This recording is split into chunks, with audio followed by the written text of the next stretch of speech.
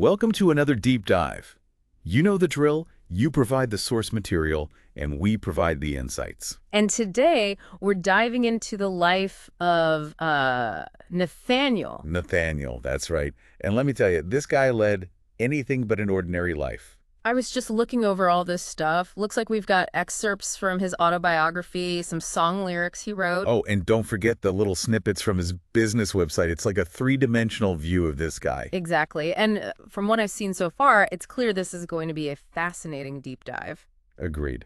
So where should we begin? How about those early years? I mean, homeschooled all the way to ninth grade. That's pretty unusual. Yeah, not your typical childhood, right? And from his autobiography, it sounds like his parents were, well, let's just say they were characters. Oh, he doesn't hold back, does he? And I mean, the characters, constant Jordan. arguments, the police being called, his dad moving into the basement. Sounds like a recipe for a reality TV show. It does. And on top of that, he talks about how until ninth grade, his only real social interaction was with the kids of his parents' friends. Wow.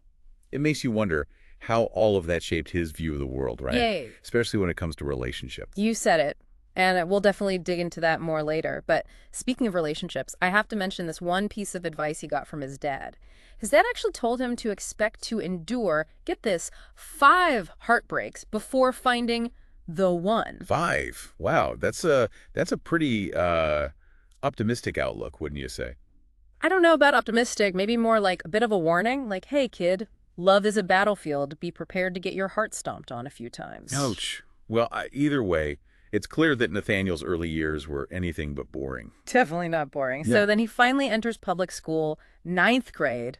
Talk about a culture shock. Right. From this very isolated world to a, well, a typical high school environment. That's been a lot to take in. It was. But here's the thing. Even though he'd been homeschooled all those years, he excelled academically in public school. That's right, he did. But then there's this interesting detail he mentions in his autobiography about deliberately dumbing himself down. Oh, yeah, that part. He actually says he intentionally tried to blend in and not stand out too much. Can you believe that? Almost like he was afraid of his own intelligence, Maybe worried about how others would perceive him. It's possible. And look, we've all been teenagers. That need to fit in can be pretty powerful. For sure. You want to be accepted. But I wonder, did he ever regret holding back? Did he feel like he was sacrificing a part of himself? Good question. I mean, especially considering what comes next. He ends up going to RIT studying mechanical engineering. That's not exactly a walk in the park. No kidding. And if I remember correctly, RIT's mechanical engineering program has a notoriously low graduation rate. Exactly. That's why it's so impressive that he made it through. I mean, we're talking about someone who was intentionally downplaying his intelligence and still managing to excel in one of the toughest programs out there. It makes you wonder what he could have accomplished if he'd really let loose. It really does. It's like he was operating at half capacity and still crushing it. But even with all that academic success, it sounds like his personal life was, well, a bit more complicated. Yeah, complicated is one way to put it. His relationship history. Oh boy, where do we even begin with that? Like a soap opera. Betrayal, accusations of cheating, this constant theme of dishonesty. It's almost like he walked right into his dad's 5 heartbreaks prediction.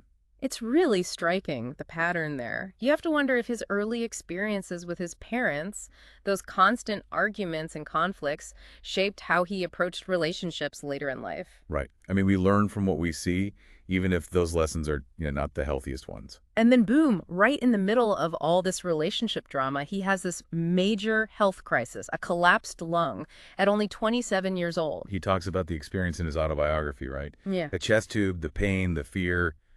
It's intense. Absolutely. But what's even more interesting is his reaction to it. He decides to create a bucket list to really start living life to the fullest. It's like facing death made him realize how precious life is, and he wasn't going to waste another minute. Classic carpe diem. Exactly. It's almost like he'd been sleepwalking through life up to that point, and this health scare jolted him awake. And you know what? It seems like this experience didn't just change his outlook on life, it also made him start questioning some of the bigger systems and structures in society. He becomes a lot more critical of things like, well, the economy, social programs, you name it. You can tell he's really starting to grapple with some of the big questions, and that's where things get really interesting. But, before we dive into all that, what are your initial impressions of Nathaniel so far? Well, he's definitely complex. I mean, this brilliant guy who downplays his intelligence, this guy who craves connection but keeps finding himself in these chaotic relationships. It's like he's this bundle of contradictions. I like that. A bundle of contradictions. That's a great way to put it. And honestly, those contradictions are what make him so fascinating. It's like we're getting a glimpse into the very real struggles of a real person, someone who's trying to figure things out, just like the rest of us. Exactly. And that's what makes this deep dive so compelling. It's like this health scare really shook him up, Yeah. made him look at the world with a whole new perspective. Yeah. He starts to really question, like, the way society's set up, the systems, the whole shebang, especially when it comes to the economy. Right. He's got some pretty strong opinions about the welfare system, college tuition, even certain socialist policies. It's like he sees this imbalance. Definitely. And it's not just theoretical for him. He brings up his hometown, Rochester, New York, Yeah. uses it as an example of how poverty is, like, really impacting communities. Yeah, and he even cites data from, what's it, Poorest Cities in America 2024. That's the one. It's Yeah. like he's not just speaking from personal experience, he's backing it up with hard facts. It gets pretty intense. It does. He even suggests, and this is where it gets kind of controversial, that sometimes staying on welfare might actually be more financially beneficial than working a low-paying job. Whoa. Okay, that's a bold statement. So is he, like, advocating against welfare altogether? I don't think so. I think what he's really getting at is the need to examine these systems closely, right? To figure out if they're actually helping people or maybe, in some cases, keeping them stuck. It's like he's challenging us to think about the unintended consequences, Yeah. right? The things we don't always see. Right. And that kind of critical thinking, that's what he applies to everything, not just economics. He even has this whole theory about, like, the two sides of the human brain. Oh yeah, the beast versus the true self. I was wondering about that. What's that all about? Well, he describes the beast as this, like, primal force inside us, all about instant gratification. Doesn't think about the long term. Okay, so kind of like the devil on your shoulder, Yeah. tempting you to make bad decisions. Sort of. But it's not really about good versus evil. It's more about recognizing that we all have these conflicting impulses. The beast just wants what feels good now, consequences be damned. I think we've all been there, right? Giving in to that impulse, that urge. But what about the true self? Where does that fit in? The true self is like the voice of reason, the part of us that wants long-term happiness, fulfillment. It's the part that can see the bigger picture, think things through. Okay, so it's like this constant internal battle, right? The Mm. beast urging you to indulge and the true self trying to guide you towards a better path. Exactly. And Nathaniel believes this battle is at the heart of a lot of our struggles. Relationships, addiction, even our political beliefs. It's like the beast can hijack our decision-making if we're not careful. So are we all just doomed to be controlled by this beast? Not at all. That's the whole point of his theory. By becoming aware of these two forces, we can start to make more conscious choices. It's about recognizing when the beast is taking over and learning to, like, harness its energy in a positive way. It's like not letting it control you, but learning to work with it, right? Exactly. And that's where the true self comes in. Developing self-awareness, critical thinking skills, aligning your actions with your values. That's how you tame the beast. It's a really interesting concept. Yeah. Makes you think about all those times you've acted impulsively, right? Mhm. Wondering, was that the beast talking? Right. And that's what makes Nathaniel's theory so powerful. It's not just some abstract idea. It's something we can all relate to, something we can apply to our own lives.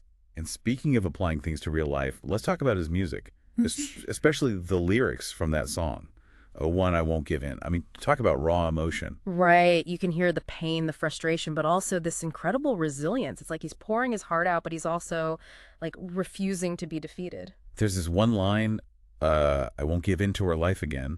It's like he's breaking free from something, drawing a line in the sand. Exactly. You can almost feel the weight of those past experiences, but he's declaring, like, I'm not going back there. I'm moving forward. It's powerful stuff. It's like music becomes his outlet, his way of processing all that emotional turmoil. And through it all, he's still driven to create, to make a difference. And that leads us to his entrepreneurial side, his business, Pure Computers. Oh, yeah. The tech stuff. This is where we see his passion for, like, making technology accessible to everyone, right? Absolutely. It's more than just a business for him. It's about empowering individuals, bridging the digital divide, giving people the tools they need to succeed. He's all about empowering people, that's for sure. But Yeah. what I found really interesting is his later focus on AI. It's like He's always looking ahead, pushing the boundaries. It is. AI is such a complex field, and it makes you wonder, like, what drew him to it? Was it the problem-solving aspect, the potential to create something new, or maybe even to further his mission of empowerment? So many possibilities. But, with his background in mechanical engineering, I wonder if he was, like, technically prepared to dive into AI. I mean, it's a pretty Yeah. specialized field. Well, mechanical engineering is all about like understanding complex systems, problem solving. Yeah. Those skills are definitely transferable to AI. So it's not as much of a jump as it might seem. It's more like applying his existing knowledge to a new challenge. Exactly. And it shows how adaptable he is, how willing he is to learn and grow. I mean, think about it. He went from homeschooling to a demanding college program to starting his own business and then into the world of AI. This guy doesn't shy away from a challenge. He doesn't. So where do you think this AI interest led him? Was he developing algorithms, building applications, or maybe even exploring like the ethical side of AI? Those are all great questions. And unfortunately, the sources we have don't really delve into those specifics, Mm, but it does raise a bigger question about the role of technology in society and how individuals like Nathaniel are shaping that landscape. It's a lot to think about. it is. Before we wrap up, anything in particular that stood out to you from this part of Nathaniel's story? What really strikes me is his resilience. He faces all these challenges, setbacks, heartaches, even a health scare, and yet he never gives up. He's constantly seeking new knowledge, new experiences, new ways to make a difference. It's pretty inspiring. I agree. There's this drive in him, this desire to not just exist, but to really live, to make a mark on the world. And that brings us to the final chapter of our exploration. Where do we go from here? It's almost like we've been following him on this journey, right? Yeah. From this kid who's, tinkering with electronics in his garage to a guy who's challenging societal norms and diving headfirst into the world of AI. It's been quite a ride. It really has. But, it's interesting. His autobiography actually ends pretty abruptly, Yeah. right as he's getting into the whole AI thing. I noticed that. It's almost like he intentionally left it open-ended, leaving us to wonder what direction he took. It's like he's inviting us to imagine what might have come next, right? Mhm. What path did he choose? It's a great question. So where do you think he went from there? Did he stick with pure computers, maybe using AI to like make technology even more accessible? He could have. I mean, it fits with his whole empowerment thing, right? Maybe he developed AI solutions for education or even to help people escape poverty. The Yeah. possibilities are endless. Totally. But knowing him, knowing how he questioned everything, maybe he saw a downside to AI. Maybe he became more focused on the ethical implications. Oh, that's a good point. He was never afraid to, rock the boat a little. He could have easily become an advocate for responsible AI development, making sure it's used for good. Exactly. Someone's got to keep an eye on the big tech companies, right? Make sure they're not like running wild with this powerful technology. For sure. But let's not forget his creative side, Hmm. the music. Maybe he found a way to combine his love for music with AI, like using algorithms to compose or create new sounds. Oh, I like that. Nathaniel, the AI-powered musician. That would be something else. It would. Yeah. And honestly, I think that's what makes his story so fascinating. It leaves us with so many questions, so many possibilities. It's like a choose your own adventure.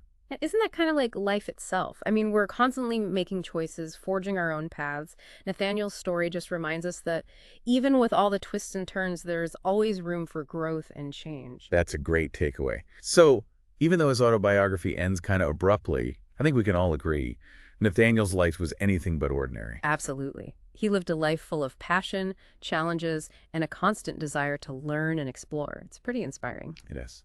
Well, that wraps up another deep dive. Thanks for joining us as we explored the fascinating world of Nathaniel. Always a pleasure. And remember, folks, this is just the beginning. Take what you've learned today and keep exploring, keep questioning, keep learning. You never know where your own journey might lead you. We'll be back soon with another deep dive. Until then, stay curious.